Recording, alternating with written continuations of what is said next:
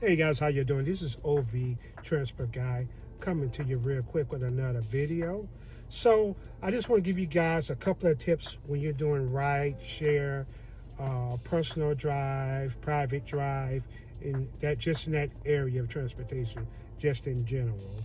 The first thing that I would tell you guys before I get into that, refer to yourself as a private or personal driver.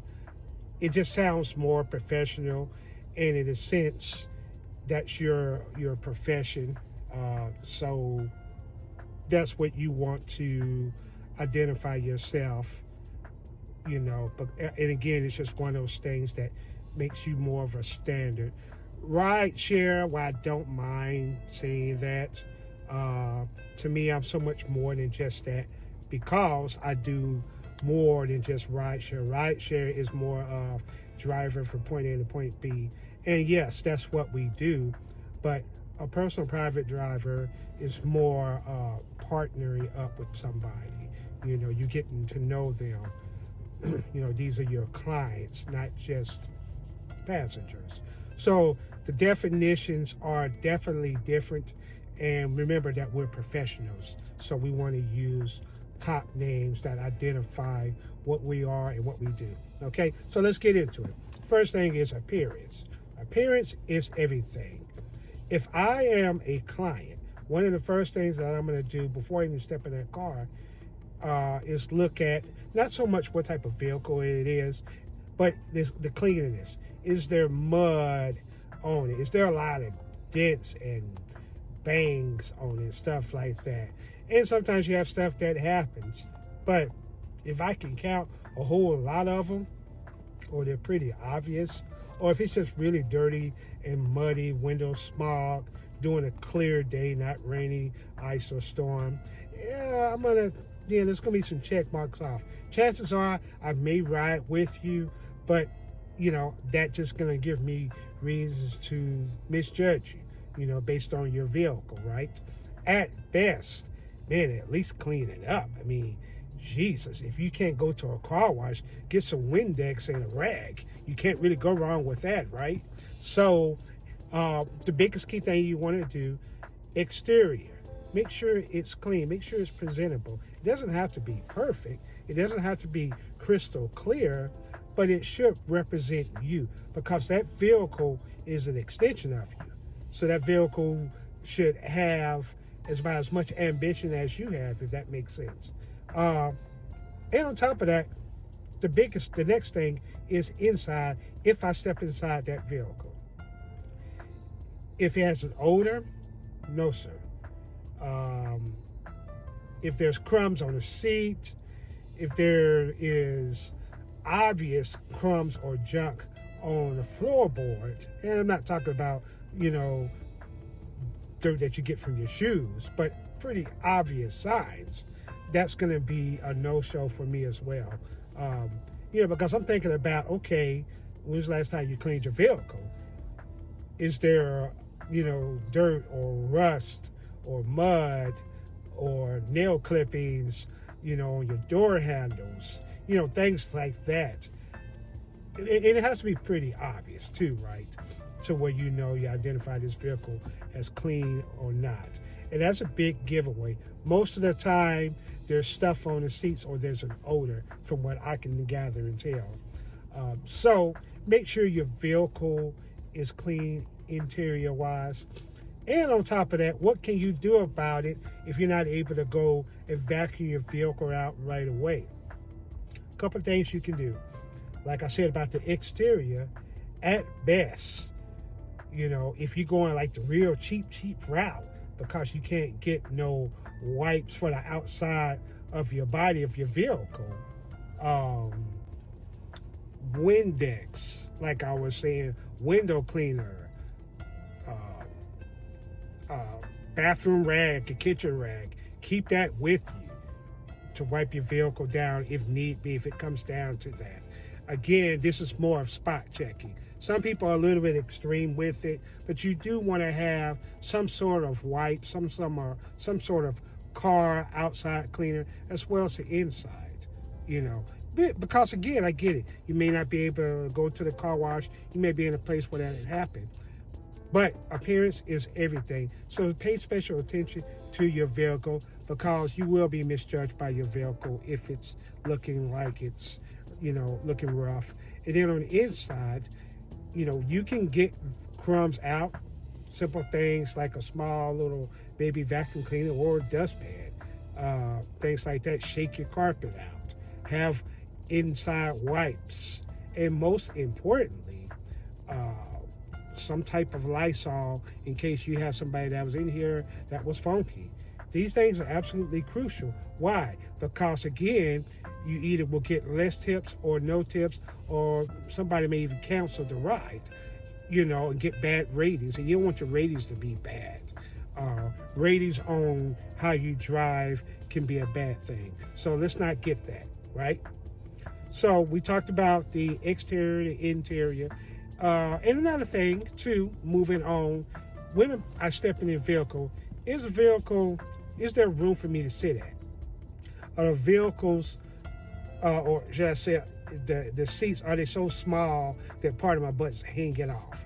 And again, if you're using a small car, that's one thing. But if I got to go to the airport, hey, I want to make sure me or whoever I'm with or my luggage can be fit in there and I'm not uncomfortable. Being comfortable is the biggest convenience people want to have. So that means if you got a small car, pull your seat up that's on your passenger side so that person can sit there. These are things people don't think about. They're small, but you need to consider that. You know what I'm saying? And of course, too, leg room. Person could be tall or short. But if they got room to stretch, if they got room to move around, okay, that'll work. So consider the space in your vehicle. And of course, too, guys, if you're driving and you're looking more into personal private, that means you need to have a full-size vehicle. I'm not saying it's got to be a big 8-cylinder, because there's 4 cylinders that have plenty of room, But you've got to consider that if you plan on making a personal drive, consider the height, the length of, and the amount of passengers you may have, right? Consider the luggage that you may have with them, whether it's hospital, whether it's airport, day to day, they're going to get groceries, whatever it is. You got to consider that you're going to have some type of luggage, and that calls for having extra space and room. These are big key things. People don't expect you to have Lexus and Beamers when picking them up, but they do expect convenience and comfort, at least at bare minimum, right? Which leads me to another convenience worth having: phone chargers. A lot of drivers don't have it. I don't know why.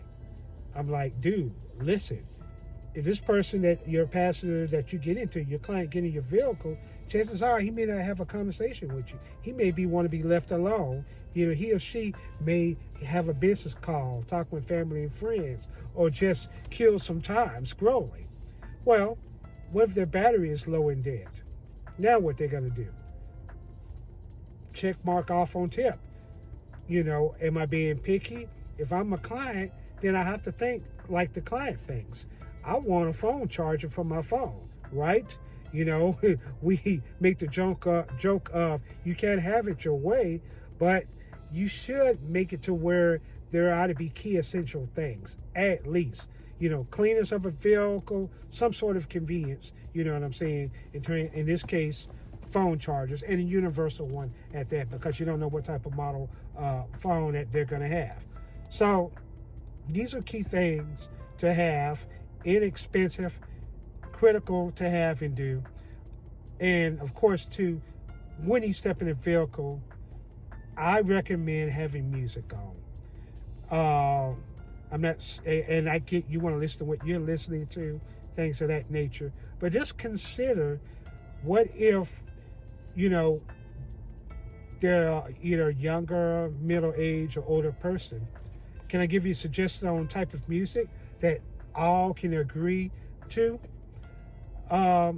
Watercolors, chill or seasonal music. It can be just instrumental. It can have a little beat to it, but not overbearing.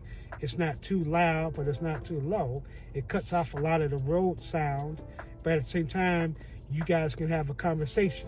And you can do that either on Sirius XM if you have it, or on your phone through your Bluetooth or an aux cable. So if you're trying to figure out what music this person likes, you can't really go wrong with seasonal, instrumental, chill, relaxation music. Most people want to be comfortable. Most people want to be able to sit back, scroll on their phone, and have a little beat to it, because again, you have people that have different types of genres. It could be country, it could be western, it could be jazz, it could be R&B, it could be hip hop, it could be Tejano. I can go on and on with it, right? And sometimes if you have the ability to give them the type of music that you think they may like, you can ask as long as you're able to provide that. But if you don't and you're pressed for time, stick with a station that we all can agree on. Chill music. And I've done this experiment, and it works really, really well. So just consider that possibility. So having the right type of music, which means having the right type of climate. You want your climate not just in terms of temperature, that too, but also the climate of how they feel. Because if I get in a vehicle with somebody I don't know, I'm going to be disgruntled about everything until I'm comfortable with them. But if I have something to where I can scroll, right? If I have music that's decent enough to where it's not overbearing and, it's not a problem or a distraction, and if the vehicle is clean, these are brownie points, and you will do well all the time with these things that are not that expensive at all. We already use them and do them anyway. The biggest key thing is this, and I close with this. Your car is an extension of you.